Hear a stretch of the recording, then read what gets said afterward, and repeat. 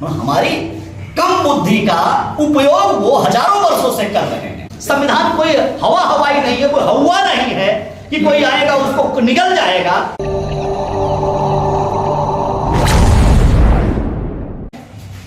तो इनका वोट लेने के लिए इसी संविधान को इशू बना देना चाहिए। ये बात विरोधी समझ गया। अगर इनका वोट लेना है तो ये जो संविधान के भक्त बने घूम रहे हैं और संविधान के बारे में कुछ जानकारी भी ज्यादा नहीं रखते हैं, अगर संविधान को लेके हम चले तो इनका वोट हमें मिल जाएगा। हमारी कम बुद्धि का उपयोग वो हजारों वर्षों से कर रहे हैं, हमारे समाज की कम बुद्धि का उपयोग। क्योंकि हमारे में कितने लोग पढ़े लिखे, थोड़े से लोग पढ़े लिखे लोग हैं। अरे भाई आप किसी डिपार्टमेंट में घुस जाओगे, इंजीनियर साहब रहे होंगे इंजीनियर, जहां ये एक होंगे 5 आदमी दूसरे होंगे, तो 5 में से तो एक हुआ, कहीं कहीं 100 में से एक है, कहीं कहीं 500 में से एक है। अच्छा, देश का जितना कारोबार चल रहा है, आप जितने बैठे हो, अडानी और अंबानी की श्रेणी में कोई है बहुजन समाज का आदमी क्या? उससे नीचे आ जाओ, दिल्ली मुंबई में चले जाओ, जितना मिल फैक्ट्री लगी हुई है उसमें आपका कोई है क्या? आप तो आज भी नगण्य जैसे हो। ये देश किसी और के सहारे है, कोई और चला रहा है, और हम इस देश में अपाहिज के जैसे हैं। हाँ, बाबा साहेब डॉक्टर अंबेडकर की बदौलत और उस संविधान में रिजर्वेशन की बदौलत, शिक्षा में रिजर्वेशन और नौकरी में रिजर्वेशन, उसकी बदौलत हमारे चेहरे पर थोड़ी मुस्कान आई है। लेकिन अभी हम जो लोग आगे हैं उनकी तुलना में तो हम कुछ नहीं है। विरोधी देख रहा था कि ये संविधान के भक्त हो गए हैं, इस संविधान का उपयोग हम अपने फायदे के लिए कर सकते हैं, और जैसे संविधान का नाम लेंगे तो सारा वोट इनका मिल जाएगा। और वो षड्यंत्र 2024 में उन लोगों ने किया, और उन्होंने पिछले 4-5 वर्षों से, एक ने कहा कि हम संविधान खत्म कर देंगे और दूसरा बोला कि हम संविधान बचाएंगे। अच्छा, बीजेपी वाले ने जितना जुगाड़ सेट किया है, आरएसएस ने जितना वोट सेट किया है, उसका वोट तो पक्का है, उसका वोट तो पक्का है। बचा जो वोट है, अब बचे में मुसलमान का वोट है जिसका वो विरोध करता है। हिंदू मुसलमान दुनिया का लफड़ा करके आज मुस्लिम समाज को उसने तबाही मचाई। तो जो मुसलमान का वोट बचा वो, और ये जो अम्बेडकरवादी समाज बचा, ये वोट, ये दोनों वोट, अम्बेडकरवादी समाज का वोट वो तो बहन जी के पास जा सकता है, क्योंकि इसको तैयार बहन जी ने किया है, तैयार बीएसपी ने किया है। जब तैयार हमने किया है तो हमारे पास आ सकता है। और ऐसी मान्यता चल पड़ी है कि मुस्लिम समाज का वोट उधर चला जाएगा जो ताकतवर दिखेगा। ये जो अम्बेडकरवादी वोट है ये भी आपके पास ना रहे, इसलिए भारतीय जनता पार्टी के मंत्रियों ने यह कहा कि हम संविधान खत्म कर देंगे। ये जानबूझ के कहा कि जैसे ही हम कहेंगे कि संविधान खत्म कर देंगे तो दूसरे से कहलवाएंगे कि हम संविधान बचाएंगे, और इस सारा वोट जो है संविधान बचाने के लिए चला जाएगा। ये बहन जी के पीछे नहीं आएगा, ये षड्यंत्र किया गया। बहन जी के पीछे वोट न जाने पाए, बीएसपी को वोट न मिलने पाए, इसका षड्यंत्र किया गया। और 2024 में आपकी पार्टी 0 सांसद गया।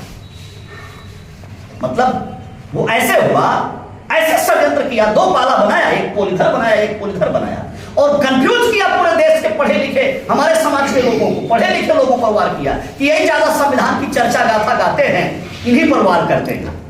ऐसा हवा खड़ा किया कि संविधान एक खत्म कर रहा है, और राहुल गांधी कह रहे हैं हम संविधान बचाने आए। अब आरजेडी वाले कह रहे हैं कि हम राहुल के पाले में हैं, हम संविधान बचाने वाले हैं। अब मैं सवाल करूं अगर आप लोगों से, संविधान का कुछ लाइन, कुछ आर्टिकल, कुछ प्रावधान जो है वो कभी आरजेडी और जेडीयू के कैडर में, मिशन में कभी रहा होगा क्या? उनका कोई मतलब है क्या? उनका तो जुगाड़ है कुर्सी प्राप्त करने का, और आज जो है वो कह रहे हैं कि हम बचाने आए, हम बचाएंगे। संविधान बचाने का कोई मतलब नहीं है, संविधान कोई हवा हवाई नहीं है, कोई हवा नहीं है कि कोई आएगा उसको निगल जाएगा। ये माहौल खड़ा किया गया कि इसी संविधान के नाम पर इनके वोट का ध्रुवीकरण कर देंगे। ये वोट बीएसपी की ओर नहीं जाना चाहिए, ये वोट कांग्रेस और उसके साथ जो लोग हैं उनकी ओर चला जाना चाहिए। यह षड्यंत्र किया गया। और सम्मानित साथियों, पूरे समाज को 2 भाग में बांट दिया, आधा इधर और आधा उधर। उस शोले फिल्म आप लोगों ने देखा होगा, उसका डायलॉग याद आता है, वो कोई असरानी है और कहता मैं अंग्रेज के जमाने का जेलर हूं, अंग्रेज के जमाने का जेलर हूं, और फिर कहता है आधे इधर जाओ आधे उधर जाओ और बाकी मेरे कोई बचेगा पीछे? जब आधे उधर चले जाएंगे और आधे उधर चले जाएंगे तो पीछे कोई बचेगा? ये षड्यंत्र किया गया इन 4-5 वर्षों में कि आधे बीजेपी में जाओ, आधे कांग्रेस में जाओ, बहन जी के पीछे कोई नहीं बचेगा। ये षड्यंत्र किया गया और बीएसपी को खाली कर देने का प्रयास किया गया। लेकिन सम्मानित साथियों, ये चीज उजागर हो गई चुनाव के बाद। और अभी एक इशू जो समाज में भी कितना गया है, मुझे लगता है जब 21 तारीख को लोगों ने भारत बंद किया तो इशू चला गया है। सब लोग तो जान रहे हैं, मोटा मोटा, गहराई भले ना जान रहे हैं, मोटा मोटा लोग जान रहे हैं कि जब सुप्रीम कोर्ट के बहाने हमारे आरक्षण पे खतरा आया, मींस संविधान के हमारे वाले हिस्से पर खतरा आया, तो साइलेंट हो गए। राहुल गांधी साइलेंट हो गए। बहन जी ने कहा कि उपवर्गीकरण और ये क्रीमी लेयर, इससे संविधान हमारा रिजर्वेशन खत्म हो जाएगा। अरे जहां राहुल गांधी को संविधान की पुस्तिका लिए घूम रहे थे, उनके साथ तेजस्वी घूम रहे थे, उनके साथ अखिलेश यादव घूम रहे थे, चुप। ये लोग, इनके सॉलिसिटर जनरल, इनके एडवोकेट्स, पार्लियामेंट में इनके सदस्य सब मौजूद और सब साइलेंट हो गए। कोई सुप्रीम कोर्ट में वकालत करने नहीं गया आपके संविधान की, आपके रिजर्वेशन की। सबके वकील ने उसके समर्थन में बयान दिया और सुप्रीम कोर्ट ने उसको पास कर दिया। तो कितना बड़ा षड्यंत्र किया कि आपका रिजर्वेशन समाप्त तो हो जाए, इस बात का षड्यंत्र कर दिया। और उसके बाद साइलेंट। अब तेजस्वी यादव संविधान लेकर नहीं चलेंगे, अब अखिलेश यादव संविधान लेकर नहीं चलेंगे, साइलेंट हो गए। तो सम्मानित साथियों, ये तमाम बातें आप लोगों को समझना होगा और कैडर में उसको हम विस्तार से बताएं, 2 घंटे का टाइम लेकर के बताएं, बोर्ड पर लिख करके बताएं और उसमें भारी संख्या में यूथ लोग निकल करके आए। हमारे पुराने लोग जानते हैं, क्योंकि नई पीढ़ी को, नए बच्चों को समझाना है। राजनीति को नए बच्चे प्रभावित करते हैं। 18 साल से लेकर के 28 साल तक का जो हमारा नौजवान है, झुंड के रूप में निकलता है, चुनाव को हैंडल करता है और ये नया होता है, इसके द्वारा दूसरे वोट भी और प्रभावित होते हैं। इन नौजवान बच्चों को, नौजवान भाइयों को टीच करना बहुत जरूरी है, इनको जागरूक करना जरूरी है। अब पुराने लोग बैठे होंगे, पहले कौन सा भाषण देते थे? 84 वाला, खाली 15-85 बताते थे ना। आज तो नई बात बता रहे हैं, अलग है ना थोड़ी सी उससे। हमारे पुराने नेता मंच पे चढ़ के और हिंदू धर्म के तमाम देवी देवता की बखिया उधेड़ देते थे। आज साइलेंट हो गए हैं हम लोग। हम बोलेंगे आज तो मारकाट चालू हो जाएगी, ऐसे देश का माहौल है, तो हम काहे को मारकाट करेंगे भाई? हम अपनी पार्टी बिल्ड करेंगे ना, हम मारकाट क्यों करेंगे? जहां लगे कि इससे विवाद पैदा होगा वहां साइलेंट हो जाओ। जिन बातों से लगता हो कि इससे मेरा समाज तैयार होगा, उन बातों पे आ जाओ आप, उन बातों को आप कहना शुरू कर दो। तो ये जो कैडर के विषय हैं, ये हर जो है 1 साल, 2 साल, 4 साल में बदलते रहते हैं। इसलिए हमारे साथी लोग कोई कहेंगे कि ये प्रभारी जी तो आए थे, तो जो है 2016 में भी कैडर दिए थे, ये 2019 में भी कैडर दिए थे, ये वही वाला कैडर तो देंगे। क्या कैडर लेना इनका?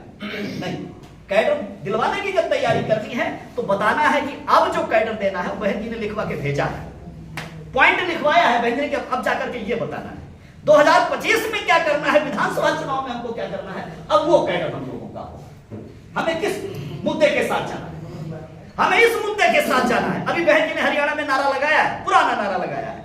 क्या नारा लगाया है वो पता नहीं, कोई बंदोबस्त चल रही है जमीन की यहाँ।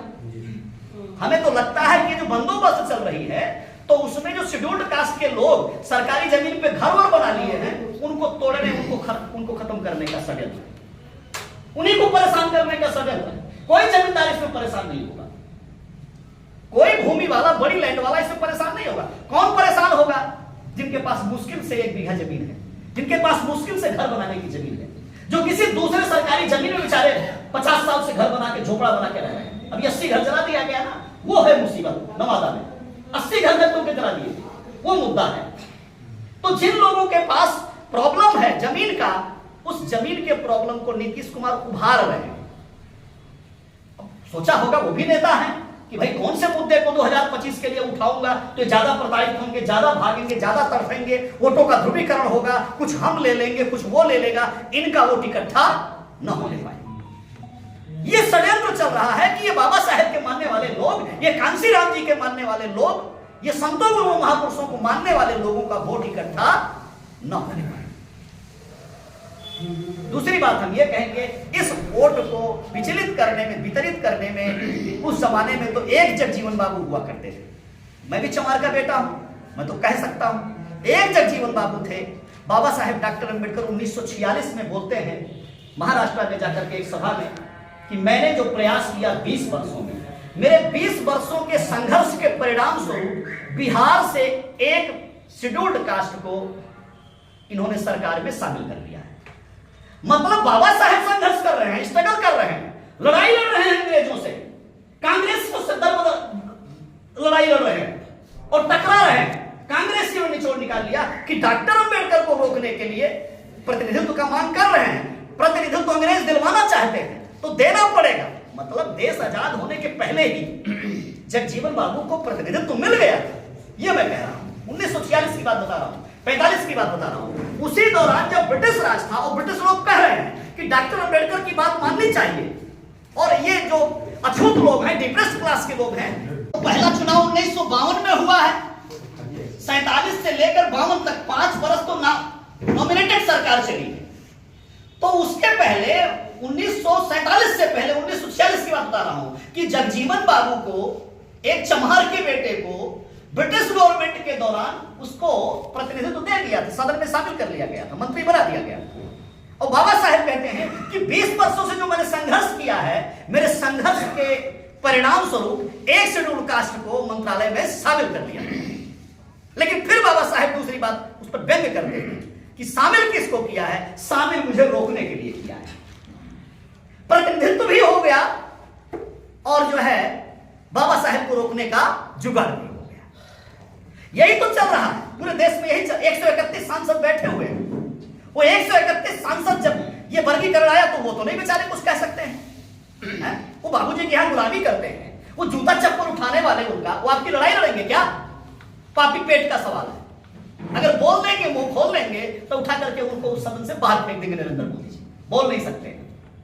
अगर कुछ बोल देंगे तो कांग्रेस वाले उठा के बाहर फेंक देंगे जो कांग्रेस से गए होंगे। और ये जो बिचौलिए हमारे आरजेडी जेडीयू टाइप के लोग हैं, ये बोलते तो है ही नहीं है बेचारे, ये तो यही झगड़ा लड़ाई करके कोई समीकरण बना करके अपनी कुर्सी सिद्ध करते रहते हैं। देश में समस्या क्या है, उन सब चीजों से इनका ज्यादा लेना है। क्योंकि मैंने अभी कल जो है बहुत तेज एक वायरल हो रहा था, कोई इधर का यादव समाज का ही नौजवान उधर वेस्ट बंगाल में गया था नौकरी का एग्जाम देने के लिए, और वहां कोई संस्था वाला उसको मार रहा है और रोक रहा है कि तू यहां से, कान पकड़वाया, दंड बैठक लगवाया, पिटाई किया उसको कि तू यहां परीक्षा कैसे देगा। अब ये सवाल है, ये पूछना पड़ेगा कि वो जिस कौन सा बंगाली पक्ष ऐसे कुछ था जिसकी संस्था का वो मेंबर है, वो जो संस्था का जो मार रहा था उसको, वो आरएसएस का आदमी है कि ममता बनर्जी का आदमी है, किसका आदमी है? ये सोचने का विषय है।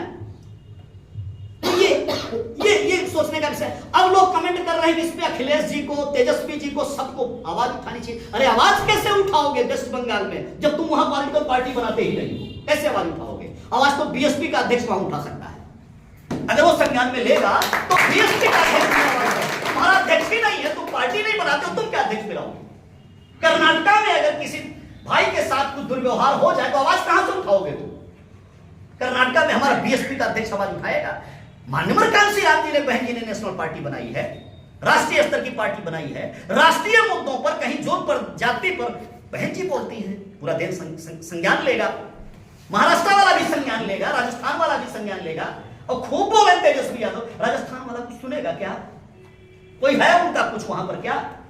हमने ट्वीट करके कमेंट किया कि इन बेचारों को काहे कोस रहे हो? नरेंद्र मोदी की सेंटर में सरकार चल रही है, कोई भाजपा वाला था, हमने कहा अपने आका को बोलो कि वो आवाज उठाए वहां पे वेस्ट बंगाल में। ये बेचारे तो बिहार में आवाज उठा सकते हैं, इसके बाहर जा नहीं सकते। तो सम्मानित साथियों, अपने पार्टी की गरिमा को समझना होगा। बहुजन समाज पार्टी तीसरी बड़ी ताकत है और बहन जी हमारी आपकी लड़ाई लड़ रही। ये 2024 में षड्यंत्र किया गया कि आधे उधर जाओ, आधे उधर जाओ, कोई बीएसपी में मत जाओ, ये षड्यंत्र किया गया।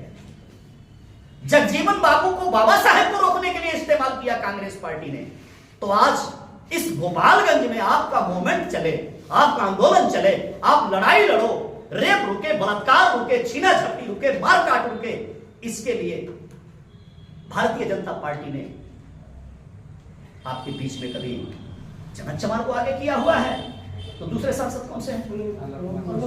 आलोक कुमार जी को आगे किया हुआ है। उनके माध्यम से समाज में जुट जाती रहेगी। प्रतिनिधित्व दे दिया, साइलेंट कर दिया, समाज की लड़ाई नहीं लड़ी जाएगी, एक व्यक्ति के पेट की लड़ाई लड़ी जाएगी।